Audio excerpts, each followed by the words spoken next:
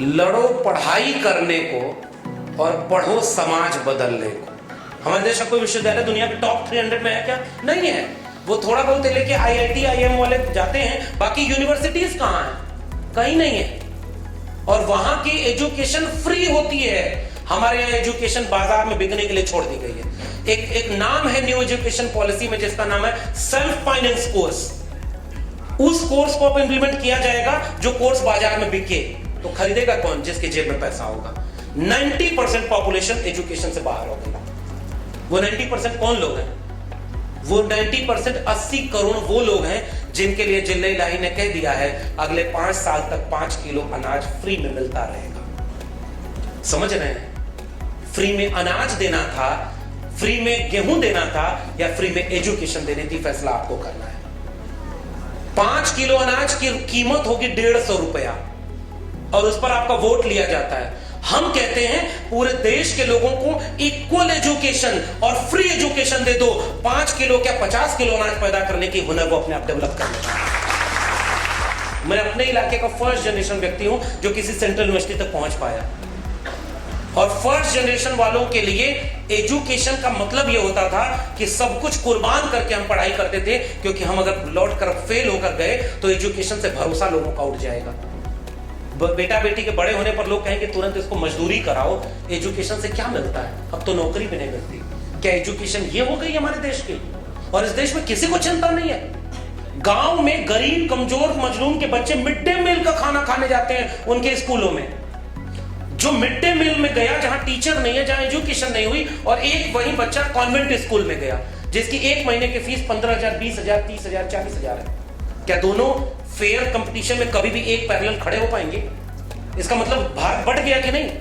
10% लोगों का भारत अलग है और 90% पॉपुलेशन का भारत अलग है। और 90% वो लोग हैं जिन्होंने अपने से चुना नहीं था कि वो फॉर्म भर कर आए थे कि गरीब घर में पैदा होंगे, गांव में पैदा होंगे, किसान के घर पैदा होंगे। उन पैदा हुआ तो उसमें उनका दोष नहीं। इसलिए गवर्नमेंट का काम यह होता है कि वो जो किसान और मजदूर का बेटा बेटी है वो किसी प्रोफेसर अफसर और उसके बेटा बेटी के बराबर हो। इसलिए हमारे यहां नारा क्या लगा था? शिक्षा पर जो खर्चा हो बजट का 10वां हिस्सा हो, सबको शिक्षा सबको काम। वो नारा सोचिए, राष्ट्रपति का बेटा हो या चपरासी की हो संतान, टाटा बिरला अंबानी हो, सबको शिक्षा एक समान। आज तो वो खत्म हो गया। आप भगत सिंह ने एक आर्टिकल लिखा, उसका नाम है विद्यार्थी और राजनीति। और विद्यार्थी और राजनीति में भगत सिंह ये लिखते हैं कि हमें ऐसे विद्यार्थी नहीं चाहिए जैसे पहले के जमाने में पुराने लोग जानते होंगे इक्का गाड़ी और घोड़ा गाड़ी हुआ करती थी। अब तो ई रिक्शा आ गया है। तो वो जो जानवर जिसको बांध करके गाड़ी में खींचा जाता था, उसकी आंख पर पट्टी लगा दी जाती थी। उसके आंख से केवल उतनी सड़क दिखाई दे जिस पर उसे दौड़ना है, बाकी देश दुनिया उसे बिल्कुल न दिखाई दे, वरना वो भड़क जाएगा, वो बिदक जाएगा। हमारे देश का एजुकेशन सिस्टम शुरुआत से ऐसा बनाया गया कि आपकी आंख के पर्दे पर एक ऐसा पर्दा बना दिया जाए कि आप सिलेबस ओरिएंटेड पढ़ाई करें, सिलेबस को ही पूरा करें, सिलेबस को ही जीने मरने का सवाल बनाएं और उतना ही देखें, बाहर की दुनिया ना देखें। ऐसे वक्त में छात्र भारती जैसे आइडियोलॉजिकल ऑर्गेनाइजेशन आपके इस आंख के पर्दे को हटाते हैं कि दुनिया बहुत बड़ी है, सिलेबस के बाहर भी दुनिया देखनी चाहिए। और पढ़ाई पर जो खतरा है, उस खतरे को अगर आप नहीं पहचान रहे हैं तो इसका मतलब हमारी पढ़ाई अधूरी है। 1977 में एक जेपी मूवमेंट हुआ था, सोशलिस्टों का मूवमेंट था। उस समय भी एक तानाशाह था, वो दूसरे ढंग से तानाशाही कर रहा था। तो उस मूवमेंट का आगाज कहां से हुआ था पता है? स्टूडेंट पॉलिटिक्स से हुआ था, छात्रों के बीच से हुआ था। और आपको जानकर आश्चर्य होगा, गुजरात में और पटना में हॉस्टल के मेस में जो रोटी मिलती थी विद्यार्थियों को, खाना मिलता था, उसका रेट 2-4% बढ़ गया था। यही था। और स्टूडेंट ने प्रोटेस्ट कर दिया और वो प्रोटेस्ट बढ़ते बढ़ते बढ़ते एक बहुत बड़ा आंदोलन बन गया और उस वक्त के तानाशाह को मिटा दिया। आज स्टूडेंट पॉलिटिक्स कहीं है ही नहीं, किसी भी किस्म का मूवमेंट है। क्योंकि स्टूडेंट को अब केवल सेल्फी पॉइंट में तब्दील कर दिया गया है। आपको आपके कॉलेज में सेल्फी पॉइंट बना कि नहीं? बन गया होगा। जरा देखिए, जिले इलाही की एक फोटो लगी होगी और उसके बगल में आपको सेल्फी खिंचाकर अपलोड करना है। गैलीलियो का नाम सुना है आपने ना? गैलीलियो ने दूरबीन की खोज की। केपलर, गैलीलियो, इन सब का नाम सुना है। और जब वहां की किताबों के हिसाब से उनको कहा गया कि भाई ये तो तुम धर्म की किताबों के खिलाफ जा रहे हो, तो राजा ने बुलाया चर्च के कहने पर और बुला के कहा कि तुम्हें सजा दी जाएगी कि तुमने क्या कहा है कि पृथ्वी घूमती है सूरज के चारों तरफ। उसने कहा नहीं, ऐसा तो कुछ नहीं कहा मैंने। उसने कहा कि गिलोटिन की वहां सजा होती, सर तन से जुदा। ये नारे इस देश में लगते हैं और ये किसी भी तरह की सांप्रदायिकता हो बहुत गलत है। वो फिर उनको छोड़ दिया गया। बाहर निकला तो उन्होंने पूछा कि भाई आप तो जो रिसर्च कर रहे थे उसकी झूठ क्यों बोल के आए? उन्होंने कहा मेरी रिसर्च अभी पूरी नहीं हुई थी। उसने दूरबीन बनाई, सौरमंडल गैलेक्सीज को पहचाना और तब जाके चंद्रयान यहां से वहां पहुंचा। चंदा मामा गीत में गाने से चंद्रयान नहीं पहुंचा था। चंद्रयान को वहां पहुंचाने के लिए साइंस टेक्नोलॉजी का काम किया गया। अगर ऐसा होता तो महाराष्ट्र के पढ़े लिखे लोगों, पता नहीं आपको खबर पता है कि नहीं, एक व्यक्ति को काला पानी की सजा हुई थी तो रात में वो बुलबुल पर बैठकर पूरा भारत घूमते थे। मैं साथी लक्ष्मण यादव जी को विनंती करता हूं, आप छात्रों से संबोधित करें।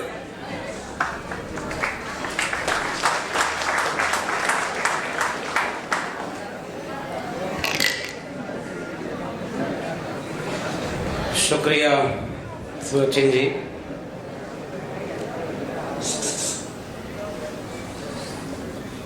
छात्र भारती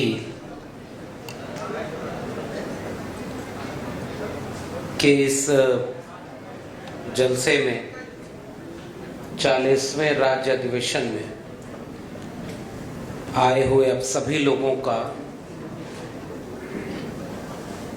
स्वागत और शुक्रिया इस बात के लिए कि आपने मुझे आमंत्रित किया। मला मराठी येत नहीं और इतना ही सीखा है ये कहने के लिए कि अगर आपकी इजाजत हो तो हिंदी में बात करें। हिंदी समझ लेते हैं आप लोग? ठीक है, मेरी कोशिश रहेगी कि आसान वाली हिंदी बोलूं जो समझ में आ जाए। तो बहुत शुक्रिया इस अधिवेशन में बुलाने के लिए। छात्र भारती की खास बात पढ़ाई लड़ाई साथ साथ, ये स्लोगन इस बात के लिए इशारा करता है कि असल में कौन से लोग हैं जो छात्र भारती से जुड़े हुए हैं, जो पढ़ाई और लड़ाई दोनों के साथ साथ चलने की बात करते हैं। अब लड़ाई का मतलब ये तो नहीं कि यहां से निकलेंगे बाहर और शुरू हो जाएंगे, वो वाली लड़ाई नहीं। समाजवादी आंदोलनों से जुड़ाव है इस पूरे परिषद का, छात्र भारती का। तो उसका भी एक नारा था, लड़ो पढ़ाई करने को और पढ़ो समाज बदलने को।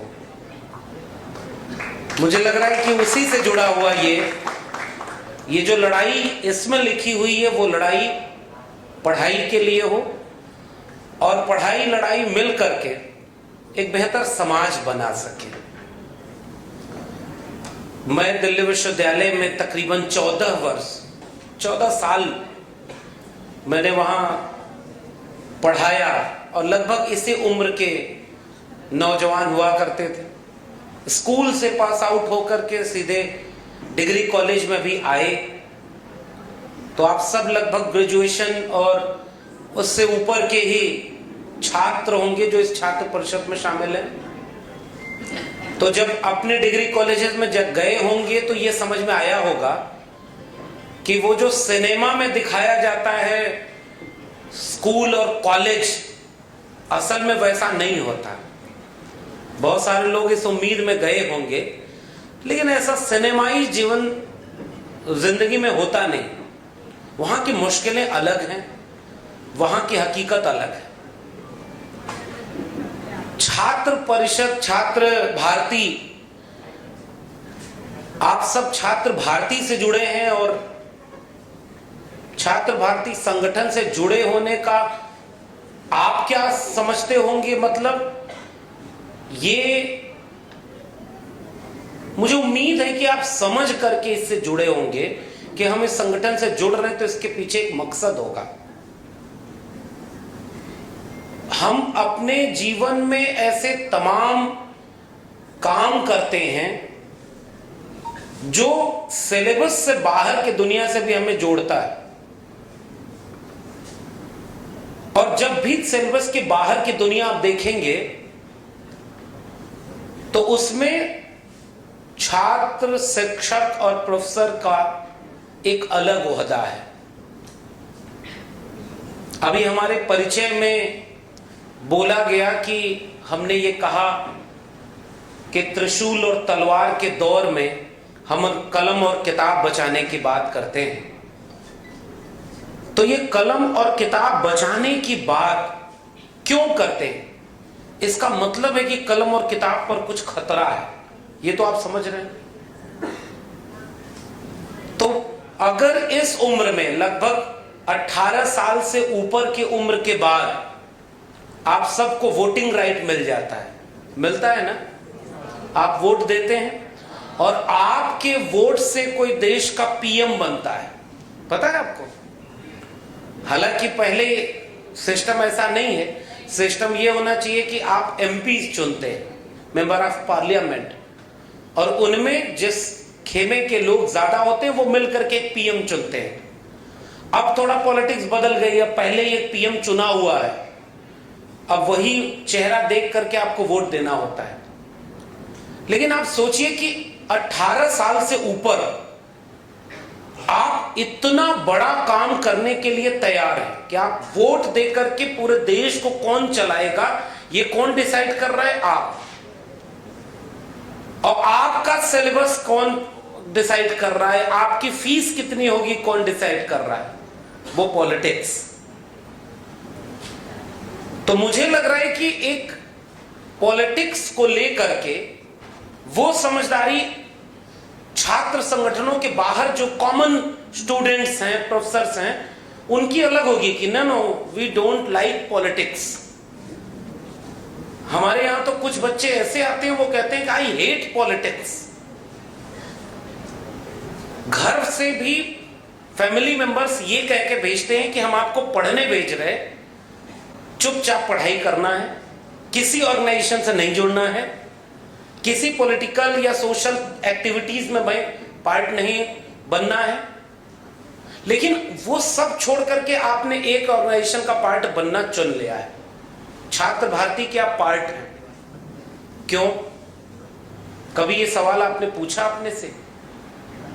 आप में से कितने विद्यार्थी यहां ऐसे हैं जिन्होंने अपने मन से खोज करके छात्र भारती को पहचाना और उसकी मेंबरशिप या उसका पार्ट बन गए, बिना किसी दोस्तों के कहे, बिना किसी सीनियर के कहे? कोई ऐसा है यहां पर? नहीं, 2 3 4 लोग हैं। बाकी लोग कैसे मिले, इसके पार्ट कैसे बने? कोई परिचित मिला होगा, कोई दोस्त मिला होगा, उसने कहा होगा कि आओ हम एक मीटिंग में ले चलते हैं। ऐसे ही होता है। ये जो 2 3 लोग हैं ये अपवाद इसको कहते हैं, एक्सेप्शनल केस। ऐसे लोग वो होते हैं जो वाकई जनरल पीपल से अलग होते हैं कि नहीं मुझे कुछ खोजना है कि कहां कुछ अच्छा है।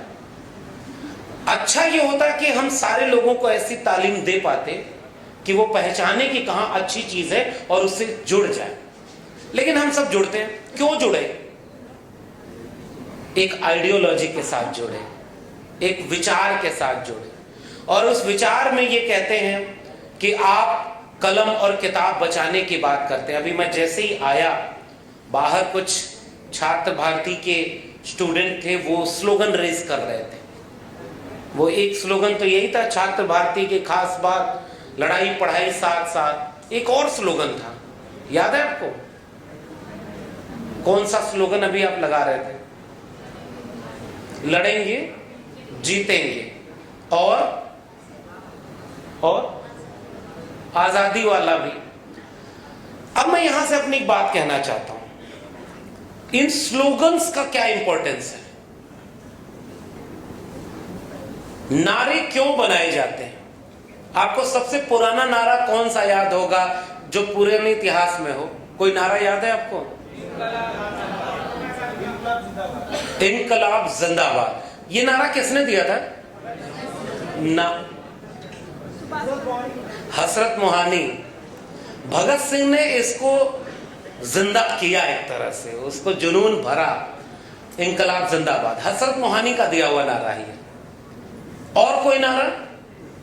अच्छा, भगत सिंह का जिक्र आया है और विद्यार्थियों की परिषद है। मैं पहली बात यहीं से कहना चाह रहा हूं कि विद्यार्थियों की परिषद में राजनीति का रिश्ता क्या होता है। मैं आपको एक आर्टिकल बता रहा हूं, शायद बहुत सारे लोग पढ़े होंगे, जो नहीं पढ़े होंगे वो घर जाकर गूगल करके पढ़िएगा।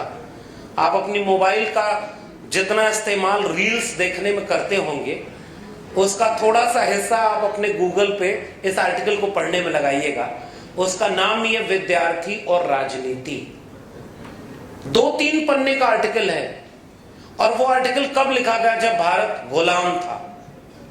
हमारे दोस्तों ने बताया कि ये जो सेवा दल, जो इसका मात्र ऑर्गेनाइजेशन है, उन लोगों ने 1923 में इसकी स्थापना की, हिंदुस्तानी सेवा दल,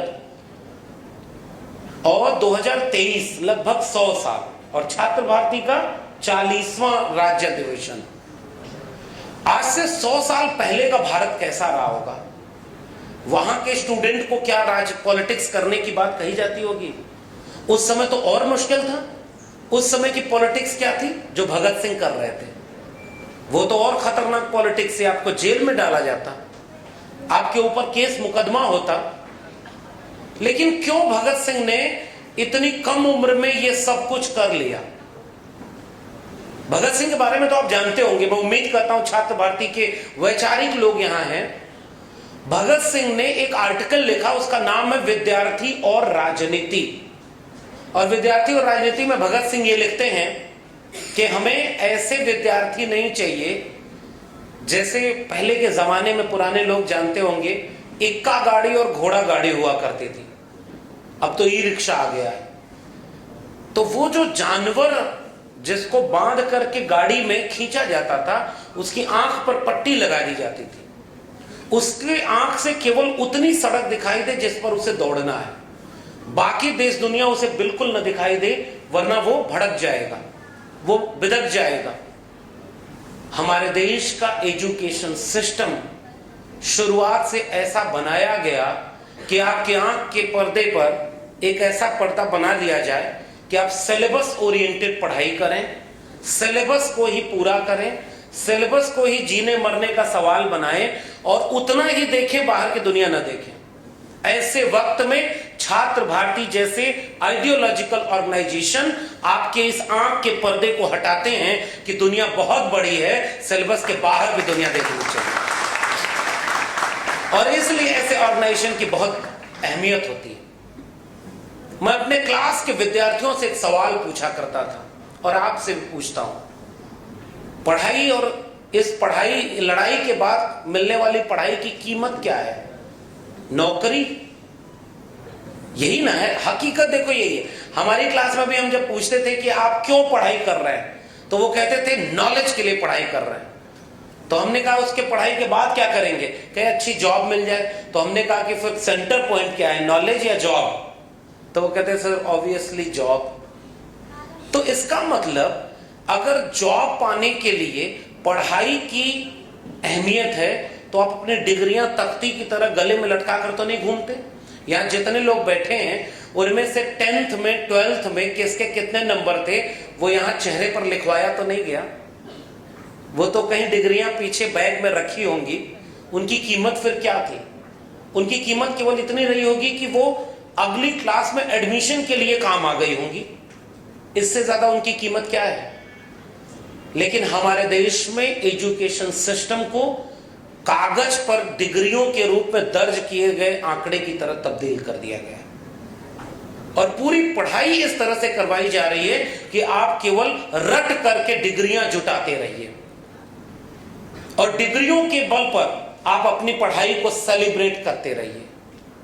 अगर आपकी डिग्रियां ओरिजिनल हैं तो हो सकता है आपका कुछ ना हो, अगर आपकी डिग्री फेक है तो हो सकता है प्रधानमंत्री भी बन जाए।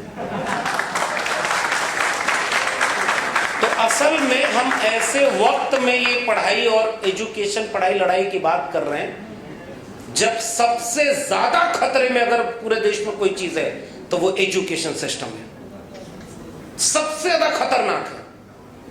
अगर देश में महंगाई है तो वो दिख रहा है कि ठीक है, रोटी महंगी हो गई, कपड़ा महंगा हो गया, दवाई महंगी हो गई, उसका असर दिख रहा है, गरीब और गरीब हो रहा है। हो सकता है कुछ दिन बाद चीजें बदलेंगी तो वो महंगाई से लड़ लेंगे, महंगाई से जीत जाएंगे। बेरोजगारी है तो आज बेरोजगारी है, हो सकता है चीजें बदलेंगी तो कुछ दिन बाद वो बेरोजगारी से लड़कर कोई ना कोई काम कर लेंगे। लेकिन महंगाई और बेरोजगारी सामने से दिखती है, जब एजुकेशन सिस्टम बर्बाद होता है तो सामने से नहीं दिखता है। वो जब दिखना शुरू होता है तब तक उसको बचाने की गुंजाइश ही खत्म हो चुकी होती है। डॉक्टर बाबा साहब अंबेडकर दो बातें कहते थे, एक तो ये कि किसी भी देश की तरक्की मैं इस बात से देखूंगा कि उस देश की महिलाओं की तरक्की कितनी हुई है, और वही बाबा साहब कहते थे कि वो देश किस दिशा में आगे बढ़ेगा ये देखना हो तो उस देश के स्कूल, कॉलेज और विश्वविद्यालयों को देख लीजिएगा।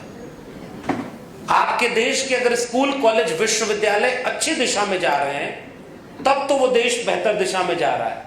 अब यहां से वो बात शायद आप समझ पाएंगे, 18 साल से ऊपर होकर के आप पीएम तो चुन सकते हैं, मगर आप अपने स्कूल की फीस, सिलेबस, इसको आप नहीं डिसाइड करते। और भगत सिंह अपने आर्टिकल विद्यार्थी और राजनीति में यही कहते हैं कि हमारे देश का एजुकेशन सिस्टम क्लर्क बनाने की दिशा में जाता है, डिग्री ओरिएंटेड पढ़ाई और जॉब ओरिएंटेड पूरे की पूरे अप्रोच को लेकर के चलता है। ऐसे वक्त में जब किसी संगठन से आप जुड़ते हैं, किसी विचार से आप जुड़ते हैं, तो आप डिग्री और जॉब तो अपने आप पा जाते हैं, लेकिन उसके साथ एक ऐसा सलीका पाते हैं जिससे आप कॉलेज लाइफ के बाद जब आप दुनिया के बीच जाएंगे तो आप एक बेहतर नागरिक बनेंगे। जब मुझे नौकरी से निकाला गया, आज की तारीख में पार्लियामेंट से पार्लियामेंटेरियंस को बाहर कर दिया गया है, पता होगा आपको। आजाद भारत में पहली बार है 150 पार्लियामेंटेरियन सस्पेंड कर दिए गए।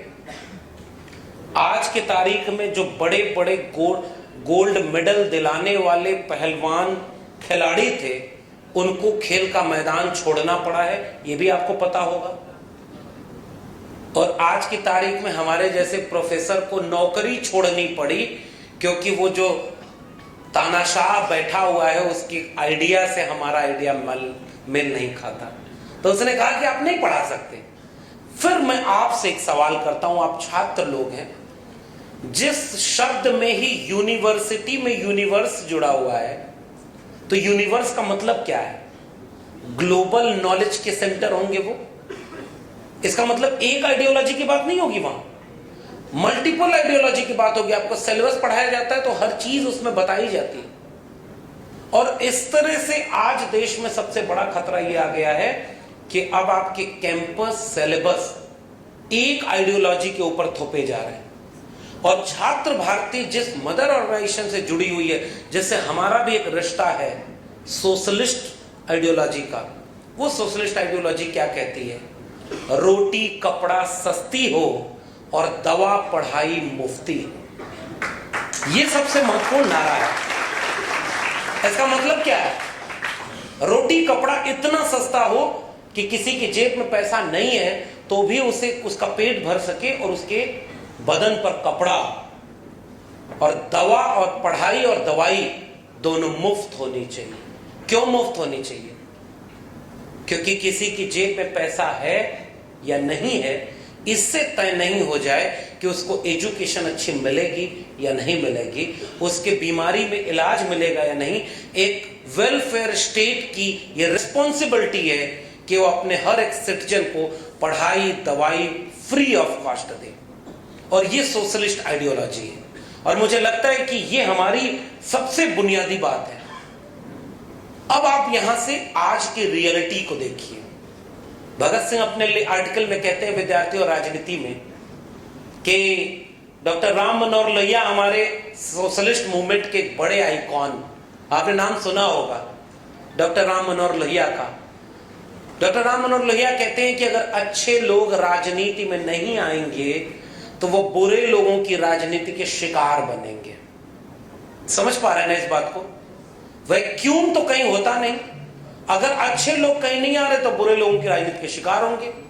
और आज आप किसके शिकार हो रहे हैं ये मैं इशारे में ही बता रहा हूं। क्या आपने अब तक की किसी पढ़ाई में यह पढ़ा कि नाली के गैस से भी चाय बन सकती है? ये चिंता मुझे है। मैं वो किताब ढूंढ रहा हूं जिसे देश के वैज्ञानिक नहीं ढूंढ पाए, लेकिन जिल्ले इलाही ने ढूंढ लिया। जिल्ले इलाही समझते हैं ना, शहंशाह हिंदुस्तान, जहां पना, क्योंकि उनका नाम लेने से हो सकता है जेल मुकदमा हो जाए। जिन नियमों कानूनों को किसी आतंकवादी को जेल में डालने के लिए बनाया गया था, आज छात्र परिषद के मंच पर कहना चाह रहा हूं, पढ़ाई के ऊपर खतरा यह है कि जो पढ़ाई कैंपस में पढ़ी जाती है, जो क्वेश्चन करता है, उन नियमों कानूनों को उनके ऊपर लगाकर स्टूडेंट और प्रोफेसर को जेल में डाला जा रहा है। यह सबसे बड़ा खतरा हमारे सामने। मेरे विश्वविद्यालय के प्रोफेसर रहनी बाबू जेल में है, आज तक उनको प्रूफ नहीं कर पाए कि वो किस सजा में। तो खतरा इस तरह से। इसका मतलब जिल्ले इलाही क्या चाहते हैं कि उनकी पढ़ाई वो लोग पढ़ें जो चुपचाप सिलेबस पढ़ें, और सिलेबस भी क्या होगा, सिलेबस वो डिसाइड करेंगे। और इस पूरी पॉलिसी के लिए भगत सिंह अपने आर्टिकल में पहले कह गए कि राजनीति आपका सिलेबस तय करती है। मैं आपसे पूछना चाहता हूं, आपकी फीस कितनी होगी ये कौन डिसाइड करता है? आपकी एडमिनिस्ट्रेशन। आप तो नहीं डिसाइड करते। आप कौन सा सिलेबस पढ़ेंगे कौन सा नहीं पढ़ेंगे ये आप डिसाइड करते हैं या एडमिनिस्ट्रेशन? आपका फी स्ट्रक्चर, आपका सिलेबस, आपका कैंपस के भीतर का माहौल, आपके यहाँ स्टूडेंट पॉलिटिक्स होगी या नहीं होगी, आपके यहाँ सेमिनार होगा या नहीं होगा, आपके यहाँ टॉपिक कौन डिसाइड करता है, सब एडमिनिस्ट्रेशन। और एडमिनिस्ट्रेशन को कौन चलाता है? जिल्ले इलाही। सरकार बदल जाती है तो चीजें बदलती हैं। तो इस तरह से पूरी पॉलिटिक्स के लिए भगत सिंह कहते हैं कि विद्यार्थी को पता ही नहीं चलता कि वो राजनीति के शिकार हो रहे हैं। और इसलिए डॉक्टर लोहिया ने कहा था अगर आप राजनीति करेंगे नहीं तो राजनीति के शिकार होंगे। भगत सिंह को जब फांसी दी गई तो भगत सिंह की उम्र कितनी थी? कितनी उम्र थी? 23 साल। आप सबके लगभग उतनी हो गई होगी, मैं उससे काफी आगे निकल चुका हूं। लेकिन आज तक भगत सिंह ने जितना लिखा उतना हम पढ़ भी नहीं पाए होंगे। ये बात सोचिए ना, 23 साल की उम्र। और भगत सिंह क्या पॉलिटिक्स नहीं कर रहे थे? डॉक्टर राम मनोहर लोहिया विदेश में पढ़ने गए, तमाम सोशलिस्ट नेता थे। हमारे पिताजी खुद एक सोशलिस्ट थे। हमारे साथी पत्रकार जी जब आए, मैं आपका परिचय दे दूं, आप लोग जानते ही होंगे, राजा का कांदलकर जी, इन्होंने पिताजी की याद दिला दी। सुबह सुबह भावुक चीज होती है। मैं बहुत छोटा था, पिताजी आकर के मुझको बार बार ये बातें समझाते, सिखाते और बताते थे। वो किशन पटनायक जी के बहुत बड़े मुरीद थे, और किशन पटनायक जी डॉक्टर राम मनोहर लोहिया के शिष्य थे, शागिर्द थे। डॉक्टर लोहिया से एक बार किसी ने पूछा कि आपकी सबसे अच्छी किताब कौन सी है, तो उन्होंने किशन पटनायक की तरफ इशारा कर दिया। आप इस बात को समझिए। उनसे पूछा कि सबसे अच्छी किताब कौन सी है, तो उन्होंने कहा किशन पटनायक। एक आइडियोलॉजिकल चीज होती है जो कैरी फॉरवर्ड होती है। तो मेरे पिताजी बार बार इस तरह की चीज करते थे। हमारे बड़े पिताजी एक निर्गुण संत को मानते थे, और मेरे पिताजी वो कोई और गीत सिखाते थे। मेरे पिताजी गीत सिखाते थे कि हम मेहनत कश जग वालों से जब अपना हिस्सा मांगेंगे, एक खेत नहीं, एक गांव नहीं, हम सारी दुनिया मांगेंगे। और तब मैं सोचता था कि ये क्यों मांग रहे हैं? इसका मतलब आपकी दुनिया पर किसी और ने कब्जा कर लिया है। भगत सिंह आज की तारीख में सब चाहते हैं कि भगत सिंह की जरूरत है इस देश में, मगर हमारे घर में नहीं, पड़ोसी के घर में। भगत सिंह अपने घर में कोई नहीं चाहता। मेरा मन है कि छात्र परिषद के इस मंच पर आप विद्यार्थी जो बिल्कुल अभी ग्रेजुएशन की दहलीज पर आए हैं, क्या आपको लगता है कि आपके बाहर कोई ऐसा डिबेट, डायलॉग, डिस्कशन का माहौल बचा हुआ है? क्या आपके यहां सिलेबस से बाहर कोई पढ़ाई होती है? अब तो सिलेबस की पढ़ाई पढ़ने के बाद भी नौकरी नहीं मिल रही, तो लोग पढ़ाई से मन भाग रहा है उनका। इतना बड़ा खतरा है इस देश में। इसलिए मेरा आपसे एक ही कहना है, आप लगभग 20 साल की उम्र से अगले 30 साल की उम्र तक, ये जो 10 साल है, इसी में आप आकार लेते हैं। मुझे जब नौकरी से निकाला गया तो मैंने यही कहा कि मेरा गुनाह क्या था कि मैं अपने पीछे एक रीढ़ रखता हूं। मेरे लहजे में जी हजूर न था और कोई मेरा कसूर न था। ये जो लहजे में जी हजूरी है, यही तो वो चाहते हैं। और एजुकेशन आपको जी हजूरी नहीं सिखाती, आपको रीढ़ पर तंग करके कहती है कि ये सही है तो इसका लॉजिक ये है, ये गलत है तो इसका लॉजिक ये है। इसका मतलब ये कि एजुकेशन सिस्टम बनाया किस लिए गया? देश तो ऐसा देश है भाई, महाराष्ट्र मुंबई में हम खड़े हैं, यहां से थोड़ी ही दूर पर पुणे एक शहर है, और पुणे में 1848 में, आज से लगभग 150 साल के पहले, पहला लड़कियों का स्कूल खोलने के लिए एक महिला घर से निकलती है। और खासकर लड़कों और लड़कियों दोनों को इस इतिहास को याद रखना चाहिए। जो कहते हैं ना कि हम सोने की चिड़िया थे, वहां लड़कियों को पढ़ने की इजाजत नहीं थी। पता है आपको ये बात? आपको एजुकेशन बैन था। कोई एक्सेप्शनल केस 2-4 वो गिनवा देते हैं कि वेदों की ऋचाएं भी अपाला घोषा लोपा मुद्रा नामक महिलाओं ने लिखा है, वो एक्सेप्शनल था भाई। एक्सेप्शनल में कहीं कहीं नाली के गैस से चाय बनती है, सबसे नहीं बन पाएगी, वरना सिलेंडर 1100-1200 रुपए का आप क्यों खरीदेंगे? ये तो एक्सेप्शनल है ना। कहीं कहीं ये होता है जो लोग अलग ही दुनिया से आए हुए होते हैं। नॉर्मल रूटीन में अगर महिलाओं को पढ़ने का अधिकार नहीं है तो इस देश का इतिहास कम से कम, मैं आपसे गुजारिश करने आया हूं कि आप केवल सिलेबस ओरिएंटेड पढ़ाई मत पढ़िएगा, आप अपने हिस्ट्री से भी जरूर रिश्ता रखिएगा। अगर इतिहास नहीं पढ़ेंगे, इतिहास वो जड़ होती है जिसके ऊपर पूरा का पूरा पेड़ खड़ा होता है। और आपको पता होगा सबसे मजबूत पेड़ बरगद का माना जाता है, और इसकी खासियत यह है कि वो जितना जमीन से ऊपर दिखता है उससे ज्यादा वो जमीन से नीचे होता है। जिसकी जड़ें गहरी नहीं होती उसके तनों में कोई ताकत नहीं होती।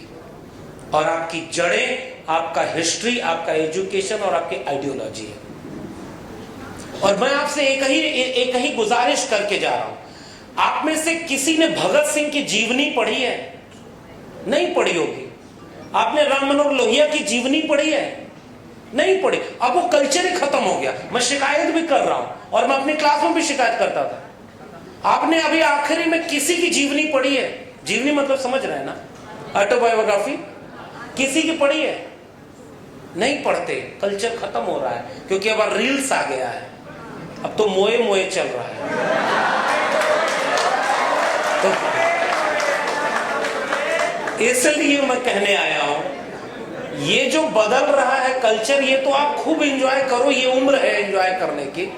लेकिन मेरी शिकायत इस बात की है, 1 घंटा रील्स देखने के बाद रील्स बंद करके सोचना आप 1 मिनट कि उस 1 घंटा रील्स देखा जो आपने, उसमें आपको क्या मिला। कहीं नोट कर लेना 5 पॉइंट। 1 घंटा रील्स देखने के बाद 5 पॉइंट नोट करो कि आपको ये मिला। अगर मिल गया हो तो फिर से देखते रहना, और न मिले तो इसे कम से कम कुछ देर के लिए रोक दीजिए। ये रील्स उन्हें देखने दीजिए जिनके हाथ में कलम और किताब नहीं है, क्योंकि वो उनके पास मजबूरी है कि वो मनोरंजन करेंगे। आपके हाथ में अगर कलम किताब पहुंची है तो आपके ऊपर जिम्मेदारी है कि इसके बाहर की दुनिया जो बुरी हो रही है उसको बुरे होने से बचाना आपकी जिम्मेदारी है। एक बात का जवाब दीजिए कि जिस टाइम, इस टाइम स्पेस एंड प्लेस पर हम इतने खूबसूरत माहौल में इतने अच्छे से नाश्ता वाश्ता करके, अच्छे कपड़े पहन करके इस अच्छे माहौल में बैठे हैं और एजुकेशन पर बात कर रहे हैं, ठीक इसी वक्त आपकी और हमारी एज ग्रुप के लोग क्या सड़क पर रिक्शा नहीं चला रहे? क्या खेत में काम नहीं कर रहे? जिस समय आपकी उम्र के लोग यहां बैठे हैं, उस समय आपकी उम्र का कोई व्यक्ति किसी मिल में मजदूरी नहीं कर रहा होगा। अगर वो मजदूरी कर रहा है और आप यहां हैं, तो दोनों में फर्क क्या हुआ? कैसे आप यहां हैं, वो वहां है? इसमें आपकी कोई भूमिका नहीं है। आपका बैकग्राउंड ऐसा था कि आपके हाथ में कलम और किताब पकड़ा दिया, और आपके बैकग्राउंड की वजह से आप यहां पहुंच गए। वो जिन घरों में पैदा हुए, उन घरों में ये हालत थी कि अगर वो मजदूरी न करें, किसानी न करें, दूसरे के घर में काम न करें, तो उनके घर में चूल्हा नहीं चलेगा। इसलिए उनके हाथ में कलम किताब नहीं पहुंच पाई। मेरा फैक्ट नोट करिएगा और गूगल करिएगा। आज इस देश के 97% यूथ को हायर एजुकेशन नहीं मिलती। 97%। 100 अगर आपकी उम्र के नौजवान हैं, तो 100 में केवल 3 लोग वहां पहुंचते हैं जहां आप पहुंचे हुए हैं। इसलिए आप देखिए कि अगर यहां पहुंच करके आप वही रील्स देख करके आप केवल करियर ओरिएंटेड या डिग्री लेकर के अपनी जॉब लेने के लिए पढ़ाई कर रहे हैं, तो माफ करिए, इस देश के बर्बादी में हम और आप दोनों शामिल हैं। छात्र परिषद में आने का मकसद यह है कि अगर 100 में 3 आप हैं, तो 97 के बारे में आप नहीं सोचेंगे तो कौन सोचेगा? इसलिए डिग्री ओरिएंटेड एजुकेशन का कोई मतलब नहीं। मैं मानता हूं कि एजुकेशन का डिग्री और एम्प्लॉयमेंट से रिश्ता है। अगर आप पढ़ करके नौकरी नहीं पाएंगे, तो आपके घर वाले भी कहेंगे कि आपने पढ़ाई गड़बड़ की होगी। हमारे यहां यूपी में ये दिक्कत होती है कि अगर आपके यहां पता नहीं पेपर आउट होता है कि नहीं, कोई एग्जाम, कॉम्पिटिटिव एग्जाम हो तो पेपर आउट होता है। हमारे यहां पेपर आउट एक बिजनेस है। अगर वहां पेपर आउट ना हो तो इसका मतलब एग्जाम हुआ ही नहीं। प्री मेंस इंटरव्यू 3 स्टेप होते हैं। किसी भी अगर यूपीएससी तैयारी कर रहे हो तो यूपीएससी के 3 स्टेप होते हैं। प्री मेंस इंटरव्यू, और आप तीनों क्वालिफाई कर गए तो उसके बाद पेपर आउट, कोर्ट केस, और लास्ट में मूवमेंट करना पड़ रहा है एक नौकरी के लिए। देश में बेरोजगारी 45 साल में सबसे ज्यादा है आज। एक मेरे आंकड़े का जवाब दीजिए। जब 3 जनवरी 1848 को, आपने सुना है नाम सावित्रीबाई फुले का? महाराष्ट्र के हैं तो सुन लिया होगा, वरना अब इस देश में लोग सावित्रीबाई फुले को नहीं जानते। और इस देश के लोग चाहते हैं, जो सरकार चला रहे हैं, कि आप सावित्रीबाई फुले को जाने भी मत। इसलिए इस तरह के मंचों पर हम अपनी हिस्ट्री को याद करते हैं। सावित्रीबाई फुले और ज्योतिबा फुले ने स्कूल खोला, पिता ने घर से निकाल दिया। पिता बुलाकर बोले कि तुम धर्म के खिलाफ काम कर रहे हो, इसलिए कह रहा था इतिहास पढ़िए, ऑटोबायोग्राफी पढ़िए। आप कल्चर बदल गया भाई, कोई पढ़ता ही नहीं। आप कम से कम आज गूगल करके आके पढ़िए अगर कि सावित्रीबाई फुले स्कूल पढ़ाने जाया करती थी तो 2 साड़ी लेकर जाती थी। क्यों? क्योंकि उनको रास्ते भर मैला फेंका जाता था, उनके ऊपर पत्थर मारा जाता था। अच्छा, कोई दुनिया का इतिहास ऐसा रहा होगा कि जिसमें एजुकेशन देने के पहले पत्थर फेंका जाए? इस देश का है। और इस देश में इसलिए एजुकेशन सबसे बड़ी चीज थी। एजुकेशन देने वाले लोगों ने इस बात को समझा कि कलम में सबसे ज्यादा ताकत होती है।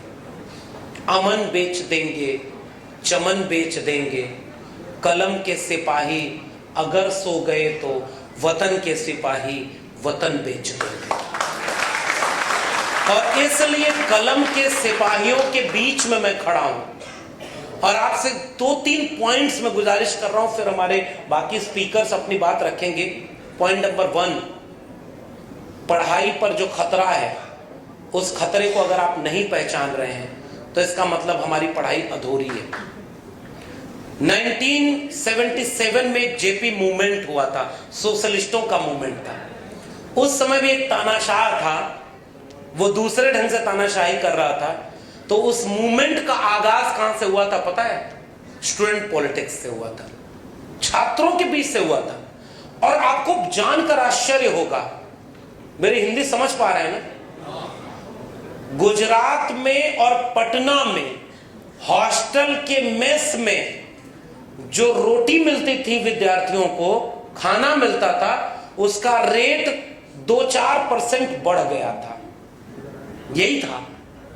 और स्टूडेंट ने प्रोटेस्ट कर दिया और वो प्रोटेस्ट बढ़ते बढ़ते बढ़ते एक बहुत बड़ा आंदोलन बन गया और उस वक्त के तानाशाह को मिटा दिया। आज स्टूडेंट पॉलिटिक्स कहीं है ही नहीं, किसी भी किस्म का मूवमेंट है, क्योंकि स्टूडेंट को अब केवल सेल्फी पॉइंट में तब्दील कर दिया गया है। आपको आपके कॉलेज में सेल्फी पॉइंट बना कि नहीं? बन गया होगा, जरा देखिए, जिले इलाही की एक फोटो लगी होगी और उसके बगल में आपको सेल्फी खिंचाकर अपलोड करना है ना? हर पूरे देश में ऐसा, महाराष्ट्र से अलग कहां? यूनिवर्सिटी में चालू किया। एग्जैक्टली, मैं यूनिवर्सिटी की बात कर रहा हूं। और ये धीरे धीरे सेंट्रल यूनिवर्सिटी, सेंट्रल स्कूल, अब गवर्नमेंट है तो धीरे धीरे वो गवर्नमेंट पे ले आएगी। सेल्फी अगर खिंचवानी है तो अपनी गिरती हुई उस इमारत से खिंचवाइए जिसके नीचे बैठकर पढ़ना इस मुल्क में आज भी बहुत मुश्किल हो गया है। हिंदी की एक कविता हमारे कवि ने लिखी थी, पता नहीं वो कविता आप कितनी समझेंगे, लेकिन मैं उसको पढ़ना चाह रहा हूं। घुन खाए शहतीरों पर की 12 खड़ी विधाता बांचे, भीत फटी है छत चूती है, आले पर बिस्तुइया नाचे। इसका मतलब एक ऐसा स्कूल है जो बारिश में टपकता है, उसके दीवार पर दरारें आ गई और जिस व्हाइट बोर्ड, ब्लैक बोर्ड पर वो मास्टर लिख रहा है उस पर सीलन पड़ी हुई है। मिनट मिनट पर बरसा कर बेबस बच्चों पर 5 तमाचे, इसी तरह से दुखरन मास्टर गढ़ता है आदम के ढांचे। इसका मतलब ये है कि हमारे यहां आज सरकारी स्कूल में कौन पढ़ने जाता है? गरीब, कमजोर, मजलूम के बच्चे। आप में से जितने लोग हैं उसमें से सरकारी स्कूल के पढ़े हुए कितने लोग हैं यहाँ पे? अच्छा, यहाँ का इसका मतलब सरकारी स्कूल ठीक ठाक है। हाँ? अच्छा, उसके लिए लड़ रहे हैं। एग्जैक्टली, नहीं ठीक है। अच्छा देखिए, जो लोग पढ़ के आए हैं उनके सामने मैंने उनकी स्कूल बंद करने का निर्णय लिया है। हाँ देखिए, यही तो है। अगर वो स्कूल अच्छे होते तो आप गर्व से कहते कि हाँ मेरा स्कूल बहुत अच्छा है। असल में वो स्कूल बर्बाद किए जा रहे हैं, और इसलिए ये अगर स्कूल बंद किए जा रहे, ताली गलत जगह बजा देंगे तो बड़ी हंसी हो जाएगी। सुनिए, न्यू एजुकेशन पॉलिसी आई है इस देश में। ये आखिरी बात कह के कुछ फैक्ट्स आपको देके जा रहा हूं। जिस समय देश में नए स्कूल, कॉलेज और यूनिवर्सिटी खुलने थे, न्यू एजुकेशन पॉलिसी कहती है 45,000 डिग्री कॉलेज हैं गवर्नमेंट के, और अगले 20 साल में वो क्लोज और मर्ज करके 15,000 डिग्री कॉलेज पर बंद कर दिए जाएंगे।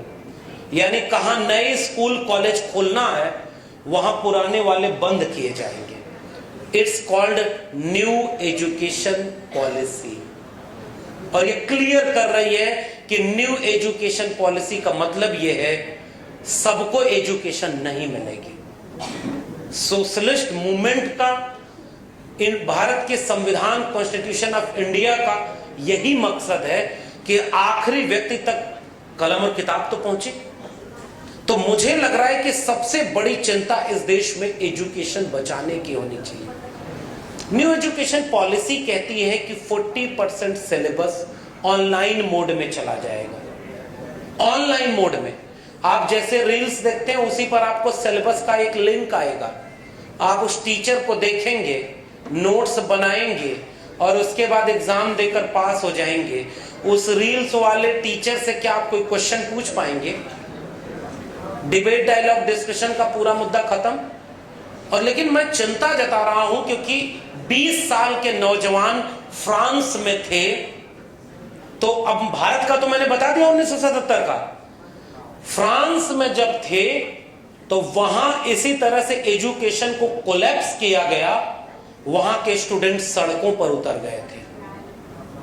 और जब फ्रांस के स्टूडेंट सड़कों पर उतर गए तो उनके प्रोफेसर उन स्टूडेंट का पर्चा लेकर के गांव मोहल्ले में बांटना चले गए कि हमारे देश का एजुकेशन सिस्टम कोलैप्स कर रहा है, इसको बचाना है तो सड़क पर आकर बचा लो।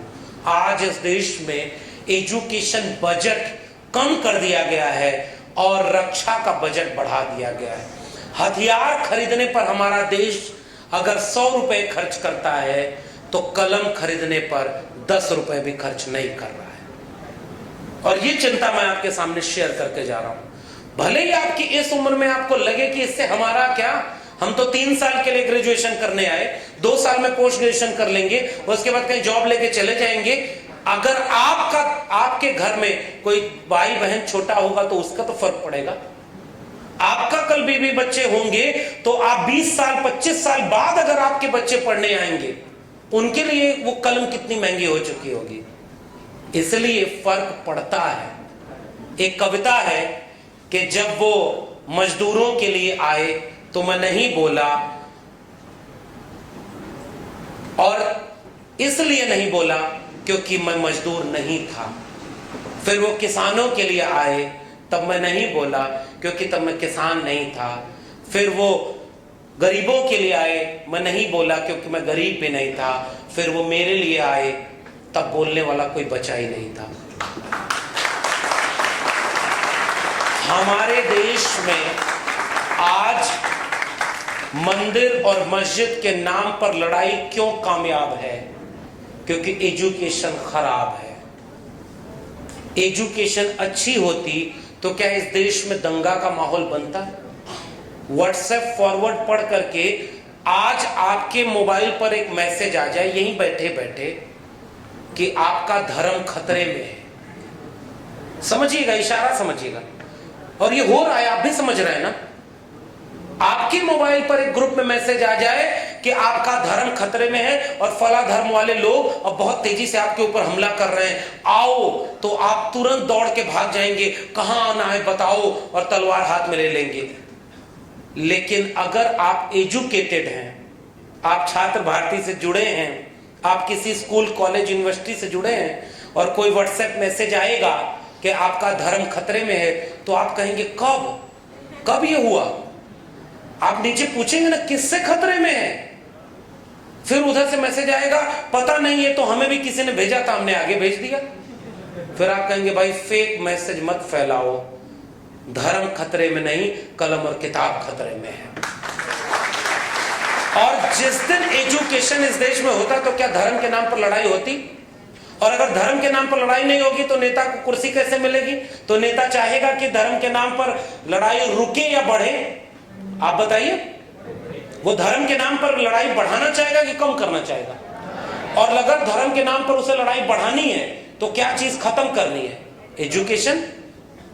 मैं एक किस्सा सुनाऊं। मुझे एक पर्ची दे दी कि आप ही वक्ता हैं, डिटेल में बोलिए, लेकिन मुझे आपको देख करके ये समझ में नहीं आ रहा है कि मैं कितनी देर बोलूं। पता नहीं मेरी बात आप समझ में पा रहे हैं कि नहीं। थोड़ी देर और बोलूं कि रहने दूं?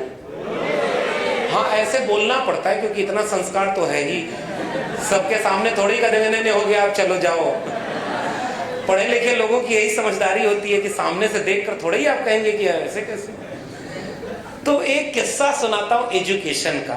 और थोड़ा मैं जिस संस्था के परिचय में कल से अपने दोस्तों से बात कर रहा था तो मुझे पता चला कि जितने लोग इस पूरे ग्रुप से जुड़े हुए हैं ना, पूरे संस्था से, उसी में एक नाम था नरेंद्र दाभोलकर का भी। आप जानते हैं नरेंद्र दाभोलकर को? उनको मार दिया गया, उनकी हत्या कर दी गई इसी जगह पर ना, पुणे में, मतलब महाराष्ट्र के इसी इलाके में। क्यों मारा गया नरेंद्र दाभोलकर को? आपको पता है क्या क्यों मारा गया? अंधविश्वास उन्मूलन कार्यक्रम चलाते थे। अंधविश्वास क्या होता है मैं बताऊं आपको। अंधविश्वास क्या होता है? आप इस कार्यक्रम के बाद घर जाइएगा तो गूगल करिएगा एक खबर। मैं दिल्ली से आया हूं तो वहीं से एक अंधविश्वास की खबर लेकर आया हूं। एक इलाका है वहां, उसका नाम है हर्ष विहार। क्या नाम है? हर्ष विहार में पुराने घर, जैसे ये ईंट के घर दीवारें बनी है ना, तो इसके ऊपर सीमेंटेड कर दिया गया, फिर पेंट कर दिया गया। अगर गरीब का घर बनता है, कहीं भी आप जाकर देखिए, तो अगर एक तो वो झोपड़ी में रहेंगे, कच्चे मकानों में रहेंगे। अगर पक्का मकान बनेगा तो उस पर प्लास्टर नहीं हो पाता सीमेंट का। ऐसे ही उस इलाके में हर्ष विहार में ईंट का मकान बना था। ईंट का बना है, ऊपर सामने से प्लेन है। सेकेंड फ्लोर के ऊपर जो नाली थी जिससे पानी बहता था, वो फर्स्ट फ्लोर वाली दीवार पर गिरता था। अब सुनिए, नरेंद्र दाभोलकर को याद कर रहा हूं। तो जब वो पानी गिरते गिरते एक आकृति बन गई, तो एक दिन बगल का पड़ोसी उधर से उठा और कहा कि अरे यहां तो देवता प्रकट हो गए हैं। वो राजस्थान वाले एक नए नए देवता आए, हारे का सहारा फला बाबा हमारा, समझ गए ना। देखिए बहुत पढ़ा लिखा आदमी कभी किसी का नाम नहीं लेता, समझदार को, अच्छा इसका मतलब आप सब समझदार मानते हैं। तो उन्होंने, पड़ोसियों ने कहा कि यहाँ देवता प्रकट हो गए हैं, जल्दी से कहीं से फूल लाया और वहां चढ़ाकर उसकी पूजा करने लगे। किसकी? वो जो पानी बह रहा था, गंदा पानी। मैं गूगल करने को कह रहा हूं, हर्ष विहार दिल्ली का है। मैं एकदम फैक्ट टू फैक्ट बात करता हूं, मैं देश का प्रधानमंत्री नहीं हूं कि झूठ बोलता हूं, मैं एकदम सच कह रहा हूं। हर्ष विहार के दिल्ली के इलाके में शाम तक लाइन लग गई, सब लोग फूल माला लेकर के वहां चढ़ाने लग गए। कोई बगल से गुजरे, क्या हुआ? कहे देवता प्रकट हुए। तुरंत दौड़ा, वो भी आया, तुरंत देवता को चढ़ाने लगा। मकान मालिक शाम तक देखा और कहा ऐसे तो ये पूरा हमारा घर कब्जा कर लेंगे। उसने रात में उस पे काला पेंट करवा दिया और सुबह जब लोग देवता का पूजा करने गए तो उसने कहा देवता अब अगले वाले मोहल्ले में प्रकट हुए, अब वहां जाओ। आप कुछ जोड़ पा रहे हैं, लिंक कर पा रहे हैं नरेंद्र दाभोलकर से? एक और किस्सा सुनिए, और ये मैं महाराष्ट्र में हूं इसलिए आपसे आइडियोलॉजिकली समझदार मानकर आपको ये इशारा कर रहा हूं। ज्योतिबा फूले ने एक किताब लिखी, उसका नाम है गुलामगिरी। सुना है ना? गुलामों को गुलामी का एहसास करा दो, वो अपनी बेड़ियां खुद ब खुद तोड़ लेंगे। और एजुकेशन बेड़ियां तोड़ने के लिए दी जाती है, डिग्रियां बटोरने और नौकरी के लिए नहीं दी जाती। अगर आप बेड़ियां तोड़ने वाली एजुकेशन पा रहे हैं तो नौकरी खुद ब खुद आपके कदमों में चल के आएगी। अगर आप केवल नौकरी के लिए पढ़ रहे हैं तो फिर बधाई हो, आप इस देश के लिए सबसे अच्छे नागरिक बनने को तैयार हैं। कौवा कान लेके गया, आप कौवे को दौड़ा रहे हैं, कान को पकड़ा ही नहीं। और कान को पकड़ने का सलीका कौन देता? एजुकेशन। गांव में पूरा मैं उत्तर भारत का किस्सा बताता हूं, आप मध्य भारत के लोग आप जोड़िएगा, लिंक करिएगा कि आपके यहाँ के कल्चर में क्या है। हमारे यहाँ कोई मर जाता है तो उसकी आत्मा कुछ देर कहीं ऊपर होती है, रुकती है। आपके यहाँ भी है? आत्मा है कि नहीं? अच्छा, तो वहां हमारे यहाँ भी आत्मा है, यहाँ भी। तो वहां जब मर जाते हैं तो कोई आत्मा ऊपर कहीं रुकी रहती है। एक आदमी जो कहता है खुद को कि मैं मुख से पैदा हुआ, मैं देवता का अवतार हूं, कोई तुम्हारे घर में पैदा हो तो मुझे खिलाओ, कोई मर जाए तब भी मुझे खिलाओ, तुम्हारे घर में कुछ न खाने को रहे तब भी मुझे खिलाओ। समझ रहे हैं? इस तरह का कल्चर है, आप समझ गए ना? उस आदमी के पास पिताजी गए और कहे कि दादाजी की आत्मा, तो कहे ऊपर कुछ देर आराम कर रही है। तो कहा कैसे हैं? तो कहा बढ़िया। तो कहा कोई दिक्कत परेशानी? तो कहा हाँ, उनको रात में नींद नहीं आती, एक चारपाई अगर मिल जाए तो आराम से दादाजी सो लेंगे। पिता, वो जो दादाजी को जीते जी तो सेवा किया नहीं था, सोचे आत्मा की सेवा कर दूं, दौड़ के नई चारपाई लेके आया और उनको दे दिया। कहा ये चारपाई दादाजी तक पहुंचेगी कैसे? तो कहा हम है ना धरती पर उनके अवतार, आपने हमें दिया और उनको मिल जाएगी। इशारे में समझिए, क्योंकि मैं नरेंद्र दाभोलकर को याद कर रहा हूं।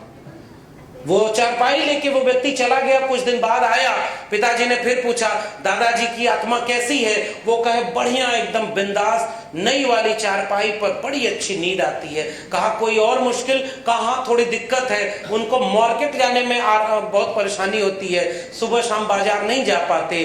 तो कहा क्या करना होगा? कहा एक नई साइकिल अगर मिल जाती तो दादाजी बड़ा आराम से मार्केट जाया करते। तो कहा साइकिल जाएगी कैसे? कहे हम है ना, डायरेक्ट लिंक है हमारा। उन्होंने, पिताजी क्योंकि डरते थे, एजुकेशन वो वाली एजुकेशन तो मिली नहीं थी जो दिमाग की बेड़ियां खोले, उन्होंने साइकिल दे दी और वो साइकिल लेके चले गए। तीसरी बार फिर वो जब आया आदमी तो पिताजी ने हाथ जोड़कर कहा दादाजी कैसे हैं? तो जैसे ही उस आदमी ने कहा कि बिल्कुल बिंदास नई वाली चारपाई पर सोते हैं, नई वाली साइकिल से बाजार घूमते हैं, बस एक दिक्कत है, एक गाय अगर मिल जाए तो सुबह शाम दूध पीने को उनका इंतजाम और हो जाए। वहीं एक बच्चा जो ऐसे किसी छात्र भारती में जाने लगा था, वो अचानक बीच में आया और कहा लिसन, ये आदमी झूठ बोल रहा है। पिताजी ने कहा कैसे? तो कहा कि आपने पिताजी जो नई वाली साइकिल और गाय और चारपाई दादाजी को भेजी थी वो उन तक पहुंची ही नहीं। वो आदमी बोला कैसे पता तुमको नहीं पहुंची? तो उसने कहा ये देखिए दादाजी ने मुझे एक चिट्ठी लिखी है कि बेटा तुम्हारी भेजी साइकिल चारपाई हमारे तक नहीं पहुंची। इसके आगे असली किस्सा है, यहां सुनिए। जब उसने कहा कि दूसरा आदमी खड़ा होकर नाराज हुआ कि ये चिट्ठी तुम्हारे पास किस रास्ते आई है, तो वो लड़का बोला उसी रास्ते जिस रास्ते आपने चारपाई भेजी थी, साइकिल भेजी थी। दुकान बंद हो जाएगी कि नहीं वो वाली? कैसे बंद हुई? तर्क से, विवेक से। नरेंद्र दाभोलकर उसी अंधविश्वास को खत्म करके लॉजिक की बात करते थे। एक बात बताइए, आपके घर में अगर कोई छोटा बच्चा आपसे पूछेगा कि चंद्र ग्रहण और सूर्य ग्रहण क्यों लगता है, तो आप क्या बताते हैं? राहु ने केतु को खा लिया इसलिए चंद्र ग्रहण लगता है, बताइए ना। आपके घर में कोई छोटा बच्चा पूछेगा कि पृथ्वी किस पर टिकी हुई है,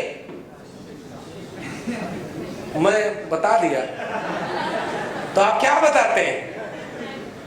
ये बताते हैं क्या कि कहीं टिकी हुई है? कहते नहीं भाई, इस दुनिया की धर्म की किताबों में लिखा था कि पृथ्वी केंद्रित ब्रह्मांड है, और जब साइंस एंड टेक्नोलॉजी आई तो उसने कहा कि भैया ये सूर्य केंद्रित ब्रह्मांड है, पृथ्वी घूमती है, सूर्य एक जगह टिका हुआ है। हमारे धर्म की किताबों ने पृथ्वी को केंद्र में रख के सूरज को घुमा दिया। गैलीलियो का नाम सुना है आपने ना? गैलीलियो ने दूरबीन की खोज की, केपलर, गैलीलियो, इन सब का नाम सुना है। और जब वहां की किताबों के हिसाब से उनको कहा गया कि भाई ये तो तुम धर्म की किताबों के खिलाफ जा रहे हो, तो राजा ने बुलाया चर्च के कहने पर और बुला के कहा कि तुम्हें सजा दी जाएगी कि तुमने क्या कहा है कि पृथ्वी घूमती है सूरज के चारों तरफ। उसने कहा नहीं, ऐसा तो कुछ नहीं कहा मैंने। उसने कहा कि गिलोटिन की वहां सजा होती, सर तन से जुदा। ये नारे इस देश में लगते हैं और ये किसी भी तरह की सांप्रदायिकता हो, बहुत गलत है। वो फिर उनको छोड़ दिया गया। बाहर निकला तो उन्होंने पूछा कि भाई आप तो जो रिसर्च कर रहे थे उसके झूठ क्यों बोल के आए? उन्होंने कहा मेरी रिसर्च अभी पूरी नहीं हुई थी। उसने दूरबीन बनाई, सौरमंडल गैलेक्सीज को पहचाना और तब जाके चंद्रयान यहां से वहां पहुंचा। चंदा मामा गीत में गाने से चंद्रयान नहीं पहुंचा था। चंद्रयान को वहां पहुंचाने के लिए साइंस टेक्नोलॉजी का काम किया गया। अगर ऐसा होता तो महाराष्ट्र के पढ़े लिखे लोगों, पता नहीं आपको खबर पता है कि नहीं, एक व्यक्ति को काला पानी की सजा हुई थी तो रात में वो बुलबुल पर बैठकर पूरा भारत घूमते थे। सुना? नहीं सुना लगा? गूगल कर लेना, गूगल कर लेना कि भारत में बुलबुल पर बैठकर घूमने वाला कौन था, ये आपको बता। और ये एजुकेशन सिस्टम का सिलेबस चेंज किया जा रहा है। क्या आपसे ये पूछा जाता है कि दिन और रात क्यों होते हैं, तो आप क्या जवाब देंगे? साइंस का जवाब देंगे कि आप अंधविश्वास वाला जवाब देंगे? साइंस का ही तो नहीं जवाब देंगे। अगर चंद्रयान धरती से आसमान पर गया तो वो इसलिए नहीं गया क्योंकि इस देश में 56 इंच वाला प्रधानमंत्री था। वो इसलिए गया क्योंकि इसरो ने बड़ी मेहनत की थी सालों साल। उसमें चंद्रयान 2 फेल हुआ था, चंद्रयान 3 के लिए मेहनत की, तब जाकर के पास हुआ। और हमारे देश में क्या कहा गया, मैं उधर नहीं जाना चाहता, लेकिन जिस महाराष्ट्र में और जिन संस्थाओं से नरेंद्र दाभोलकर, पंसारे और कलबुर्गी जैसे लोग जुड़े थे, आज आपके सामने उन सब की हत्या कर दी गई। गौरी लंकेश की हत्या कर दी गई। कलम और किताब पर यह खतरा है। इसलिए हम बहुत ज्यादा वक्त न लेकर के, मैं केवल आपसे ये गुजारिश करने आया हूं। आप बहुत कम उम्र के लोग हैं, 2-3 पॉइंट्स इस बात को समझिएगा।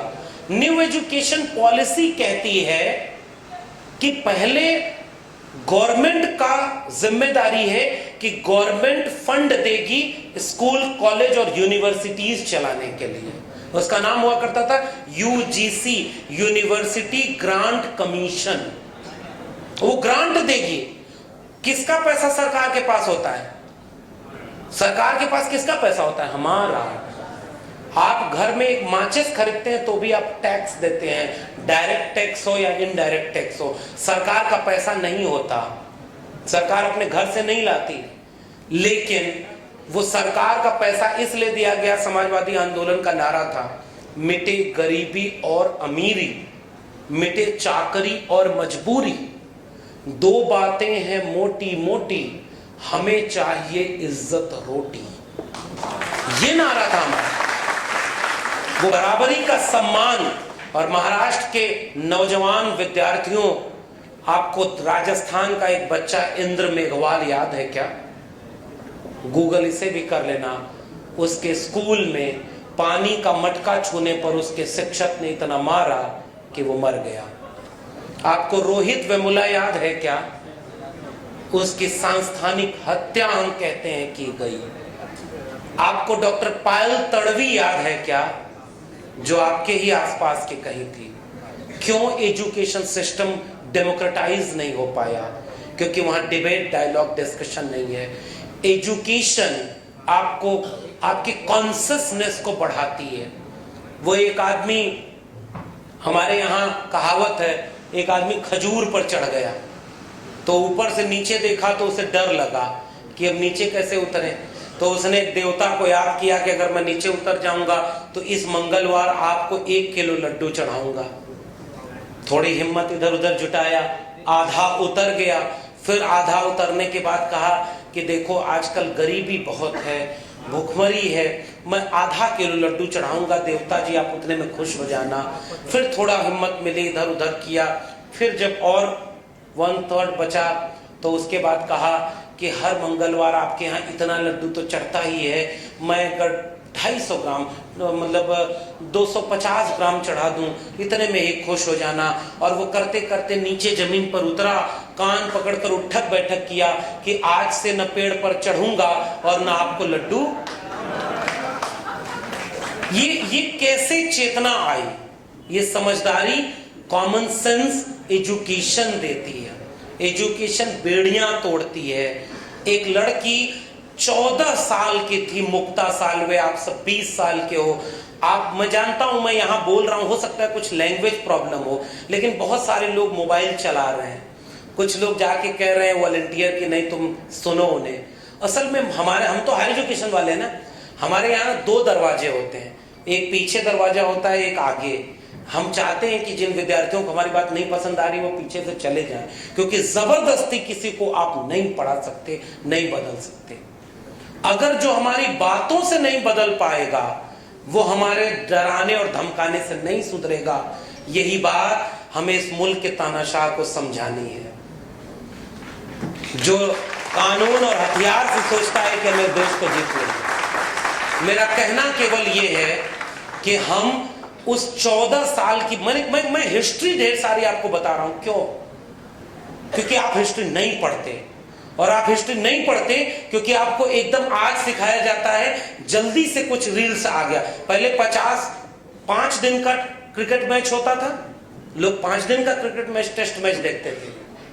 फिर 50 ओवर का आया, 60 ओवर का था, फिर 50 ओवर का आया, फिर 20 ओवर का आया, कुछ दिन में 1-1 ओवर वाला भी चलेगा, सुपर ओवर। असल में ये जनरेशन चेंज हो रही है। तो मैं नहीं चाहता कि वो जो 60 ओवर वाला मैच था उस लैंग्वेज में आपको समझाऊं। मैं केवल एक बात कहने आया हूं। आप बेशक मुझसे ये कह सकते हैं कि सर वो 100 साल पहले की बात आप क्यों कर रहे हो, 50 साल पहले की बात क्यों कर रहे हो। एवरीथिंग इज चेंज्ड, बदल गया है सब कुछ। मैं आपसे कहने आया हूं, ये जिसे आप बदलाव समझ रहे हैं, ये बदलाव नहीं, विनाश हो रहा है। क्योंकि अब एजुकेशन सिस्टम में क्लर्क भी नहीं पैदा हो रहे हैं, अब केवल डिग्रियां। एटीएम मशीन जानते हैं, न्यू एजुकेशन पॉलिसी कहती है एटीएम मशीन में आप अपना एटीएम लगा के नंबर फीड करते थे कि इतना रुपया मुझे दे दो, एटीएम मशीन आपको उतना रुपया देती है। अब न्यू एजुकेशन पॉलिसी के बाद इस देश के स्कूल, कॉलेज और यूनिवर्सिटीज एक ऐसी डिग्री मशीन बन जाएंगे कि अगर आपको बीए की डिग्री लेनी है तो 1 लाख रुपया उस मशीन में डालो और बीए की डिग्री लेकर अपने घर जाओ। एमबीए की डिग्री लेनी है तो 10 लाख रुपया उसमें डालो और एमबीए की डिग्री लेकर घर जाओ। अगर आपको मेडिकल मेडिकल में जाना है तो 1 करोड़ रुपया उस मशीन में डालो और डिग्री मेडिकल के लेकर घर आओ। ये एजुकेशन सिस्टम बना दिया गया। तो क्या इस हॉल में बैठे लोगों की चिंता ये नहीं होनी चाहिए कि पढ़ाई लड़ाई कैसे साथ साथ चलेगी और किसके लिए साथ चलेगी? Save education, save constitution. इसलिए हम आपके बीच में आए। शिक्षा पूरी तरह बर्बाद हो रही है। टीचर को क्लर्क बना दिया गया सर। वहां पर हर टीचर को सुबह दोपहर शाम इतना पेपर वर्क कराना है, क्वालिटी एजुकेशन खत्म हो गई है। हमारे क्लासरूम में अब डिबेट नहीं होती, केवल सिलेबस पूरा किया जाता है। सिलेबस पूरा करो, एग्जाम दो, डिग्री लो, घर जाओ। कोई टीचर आपके घर जाकर कभी पूछने नहीं गया 5 साल बाद कि बेटा या बेटी तुम्हें जो डिग्री दी थी उस डिग्री से तुम्हें क्या जिंदगी में हासिल हुआ। कोई पलट कर पूछने आता है क्या? वो छोड़ दिया गया आपको। उस भीड़ में जाओ, जिसके पास कैपिटल है, कल्चरल कैपिटल है, वो अपने को सरवाइव करा लेगा, और जिसके पास कैपिटल नहीं है वो भीड़ में खो जाएगा। पता ही नहीं, कोई किसी का दुख बांटने कभी नहीं जाता। और इस उम्र के लोगों को यह समझाया जाता है कि चुपचाप पढ़ाई करो, आपके लिए कुछ नहीं है। मैं आपसे कहने आया हूं, जो पढ़ाई आप कर रहे हैं उसको ही तो ढंग से देखिए। वो पढ़ाई आपको क्लर्क भी नहीं बना रही है। इसलिए आखिर में मैं एक किस्सा सुनाकर अब अपनी बात खत्म करूंगा, फिर प्रोग्राम आगे बढ़ेगा। टीचिंग कैसे बदल रही है सर। मैं किताब में लिख रहा हूं। मेरा इंट्रोडक्शन देते हुए साथी ने बहुत सारी बातें कही कि मैं gold medallist of the university था, इलाहाबाद यूनिवर्सिटी, जिसे ऑक्सफोर्ड ऑफ द ईस्ट कहा जाता था। दुनिया के 300 विश्वविद्यालयों में से देश का कोई विश्वविद्यालय है क्या? हमारे देश का कोई विश्वविद्यालय दुनिया के टॉप 300 में है क्या? नहीं है।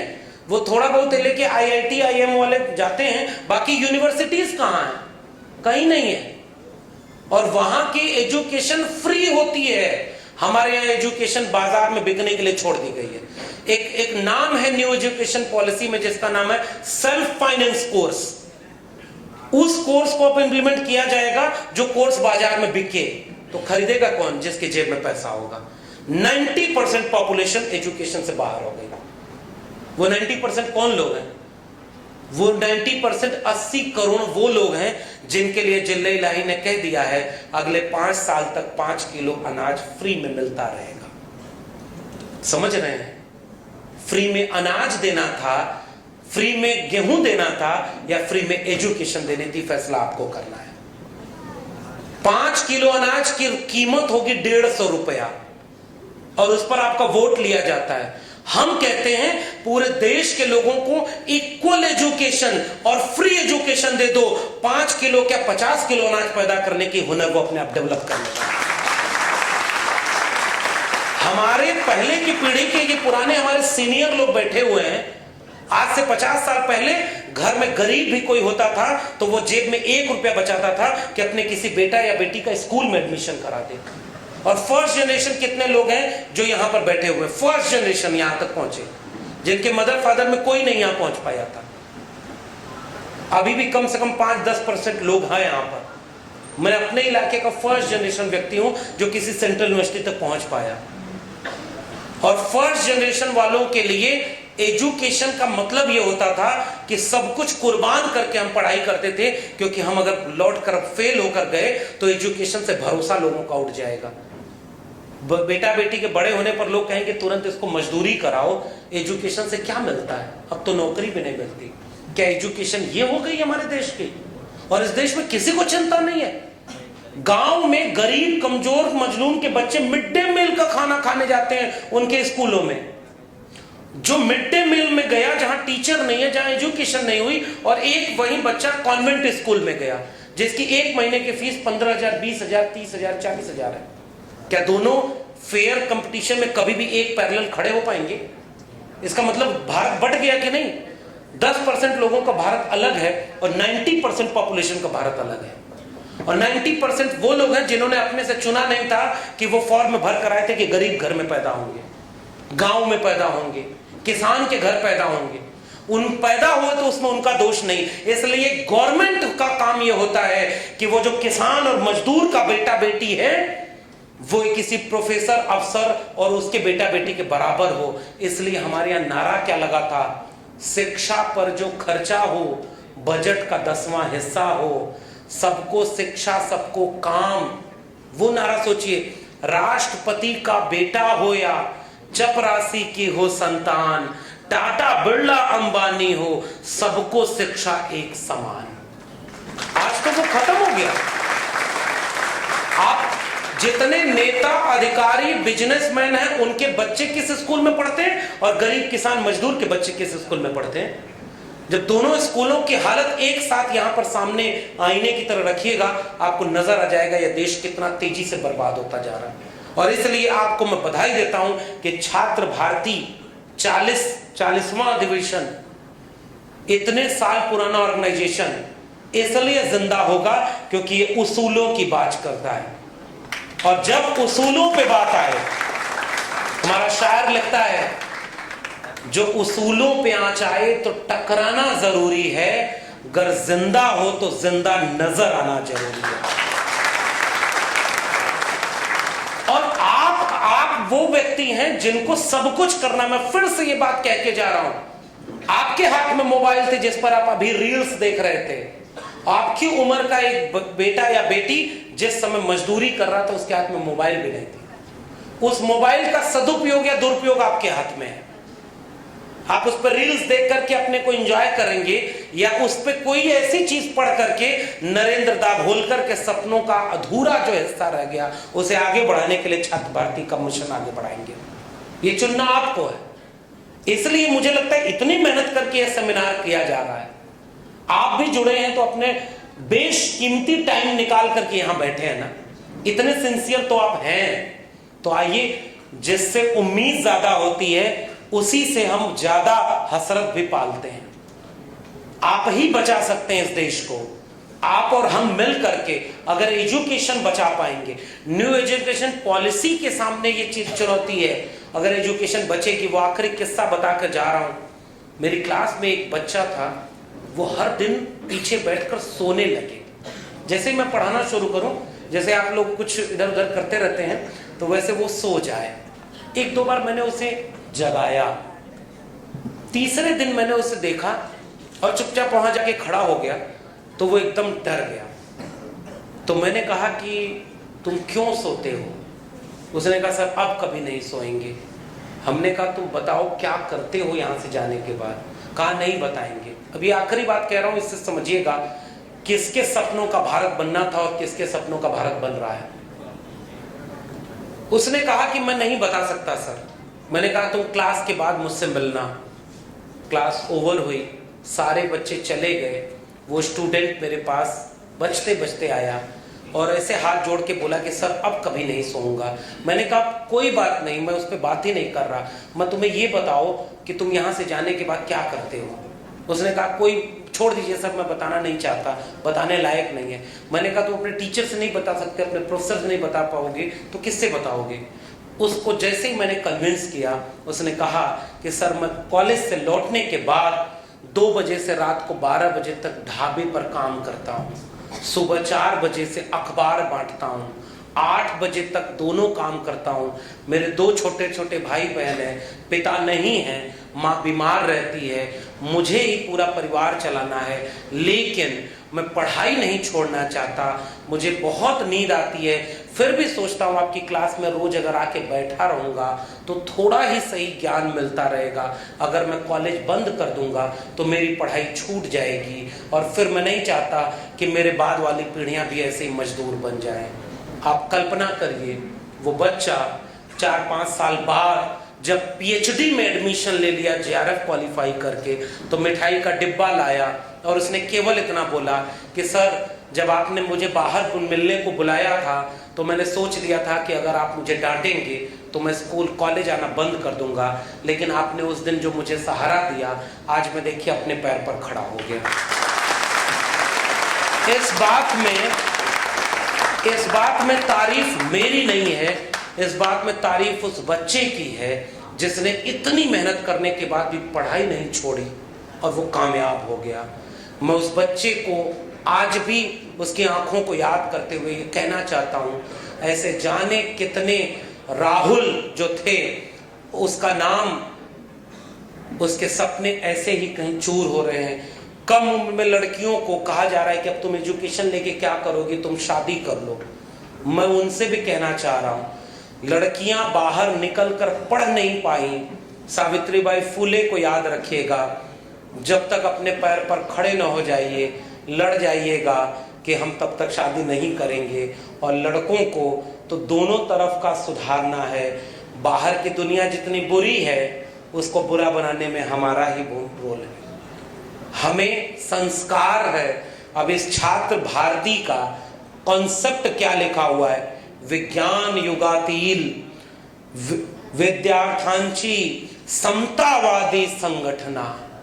ये जो बराबर की दुनिया बाहर बनानी है वो हमारे ही लोगों से बनेगी जिनके हाथ में कलम और किताब है। जिनके हाथ में कलम और किताब नहीं मिली वो इस देश के एजुकेशन सिस्टम को इतना चौपट कर दिए हैं, न कोई पढ़े न लड़े। इसलिए पढ़ने वालों, लड़ने के लिए कमर बांध लो। 25 साल बाद याद रखना मेरी बात, 25 साल बाद जब हमारी अगली जनरेशन आएगी, हमसे सवाल पूछेगी, तुम्हारी आंखों के सामने DU, JNU, Jamia Hyderabad, Mumbai university, school college बर्बाद किए जा रहे थे, तब तुम क्या कर रहे थे? मैं उन अगली पीढ़ी के लोगों से एक बात कहूंगा, मैं उस समय भी सेव एजुकेशन, सेव कॉन्स्टिट्यूशन की बात करते हुए छात्र भारती के इस कार्यक्रम में शामिल हुआ था। आपने सुना, बहुत बहुत धन्यवाद। इनकलाब जिंदाबाद।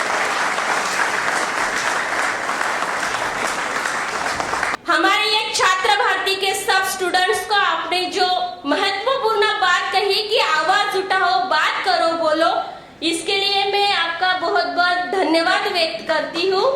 धन्यवाद सर।